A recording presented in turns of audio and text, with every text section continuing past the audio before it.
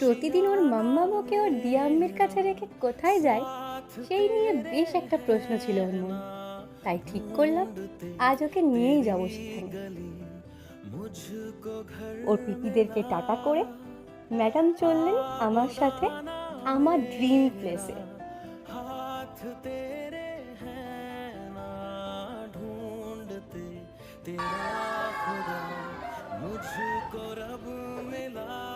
এই যে আমার জীবনের একটা গুরুত্বপূর্ণ অংশ, আমার বাচ্চারা।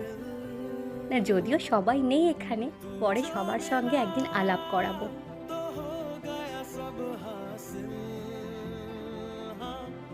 मुश्किल सही आसा हुई मंजिल क्योंकि तू धड़कन আর এই যে লেট করলে যে কোনো কিছু মিস হয়ে যায় তার উদাহরণ।